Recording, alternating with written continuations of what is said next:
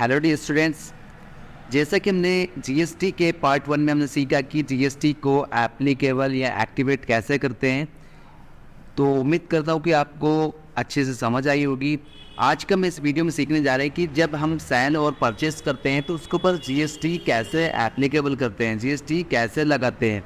तो इस वीडियो को आप लास्ट तक देखें कि कैसे हम जीएसटी को एप्लीकेबल करते हैं। तो सबसे पहले हमें यहाँ पर अकाउंट इन्फॉर्मेशन पे जाकर आपको लेज़र क्रिएट करना है। जैसे मान लीजिए हम सबसे पहले ऑनर की लेज़र क्रिएट कर लेते हैं। जैसे मान लीजिए राज,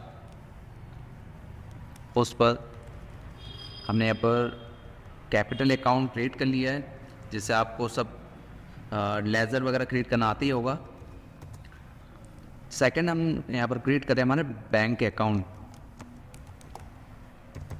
जो भी आपका बैंक अकाउंट है ऐसा बैंक अकाउंट बना लें आपका, और यहाँ पर जो भी डिटेल है टोटल आप डिटेल दे दें। यहाँ से बैंक अकाउंट नंबर, ब्रांच कौन सी है, तो सारी डिटेल यहाँ से आपको फिल करना है। ओके, जीएस नंबर देना चाहे तो आप जीएस नंबर भी डाल सकते हैं यहाँ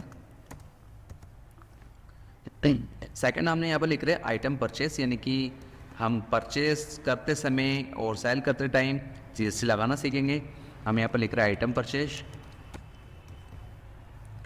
परचेस अकाउंट कर दें आप यहाँ से, और आपको यहाँ पर करना है एप्लीकेबल। एप्लीकेबल के बाद आपको यहाँ से जीएसटी यस करना है, और जीएसटी के बाद आपको यहाँ पर वापस बताना है कि जो आपका बिज़नेस है वो कौन सा है। तो हमारा जो बिज़नेस है वो मोबाइल शॉप की दुकान है, और आपको यहाँ पर फिल करना है परचेस टैक्सेबल। क्या करना है, यहाँ से परचेस टैक्सेबल को आप यहाँ से फिल कर दें, इंटर। यहाँ पर आप कितना परसेंट लगा रहे हैं, जैसे हम अभी ओनली वन टाइप्स का ही परसेंट यहाँ पर लगा रहे हैं। जैसे ओनली 5% सभी प्रोडक्ट पर हम लगाएंगे, पर 5% आप डाल दें यहाँ पर। और यहाँ से आपको करना है गुड्स, क्योंकि हम गुड्स पर लगाने जा रहे हैं टैक्स। सेकंड बनाएंगे हम यहाँ पर आइटम सेल्स अकाउंट फिल कर दें आप यहाँ से। दोबारा डिटेल आपको ऐसे फिल करना है। मोबाइल शॉप लिख दें आप, जो भी आपका बिजनेस है वही। टैक्सेबल कर दें आप, सेल्स टैक्सेबल। यहाँ से परसेंट हम 5% लगा रहे हैं। आपको यहाँ करना है गुड्स और दैन इंटर। ये हमने यहाँ पर लेज़र क्रिएट कर लिया है। अब आपको इन्वेंट्री इन्फॉर्मेशन पे जाकर सबसे पहले स्टॉक ग्रुप बना लेते हैं। जैसे हम यहाँ पर मोबाइल सेल करेंगे तो लिख देते हैं हम यहाँ पर मोबाइल, इंटर प्रेस कर दें। अब हमें बनाना है यहाँ पर यूनिट। तो मोबाइल जो आता है वो आपका पीस में आता है, तो आप यहाँ पर यूनिट पीस का फिल कर दें। यहाँ पर पीस का सिंबल सेलेक्ट कर लें, यहाँ पर बाहर आ जाएं, और आपको क्रिएट करना है स्टॉक आइटम, यानी कि मोबाइल की जो क्वालिटी है भाई किस क्वालिटी का मोबाइल है हमारा, वो आप यहाँ पर क्वालिटी का अपना नाम फिल कर दें। यहाँ से मोबाइल सेलेक्ट कर लें और यहाँ से आप अपना पीस लास्ट तक इंटर। आपको यहाँ पर कुछ डिटेल फिल नहीं करना है अभी, इसके बारे में भी हम नेक्स्ट वीडियो में जल्दी सीखेंगे। सेकंड हम एक और बना लेते हैं सैमसंग गैलेक्सी। यहाँ पर मोबाइल फिल कर दें आप। अब आ जाते हैं हम बाहर, और हम अब जीएसटी यहाँ पर एप्लीकेबल करें। तो सबसे पहले हम यहाँ पर बिजनेस स्टार्ट कर लेते हैं F6 दबाकर। कैश रिसीव कर रहे हैं अपन। जैसे मान लीजिए यहाँ पर 25 लाख से बिजनेस हमारा स्टार्ट होने जा रहे हैं।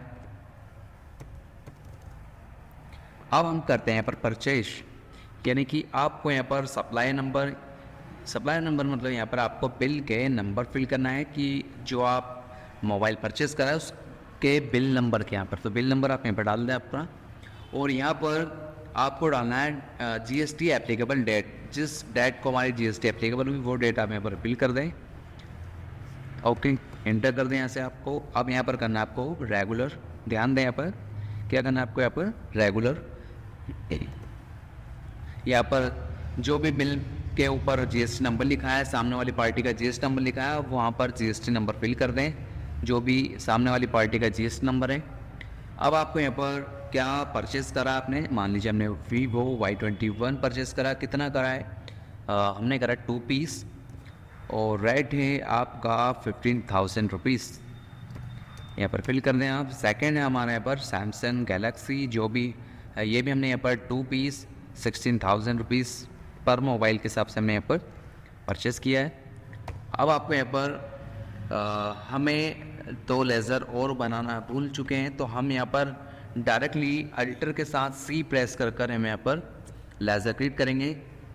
तो लेज़र हम बनाएंगे यहाँ पर SGST मतलब सेंट्रल टैक्स।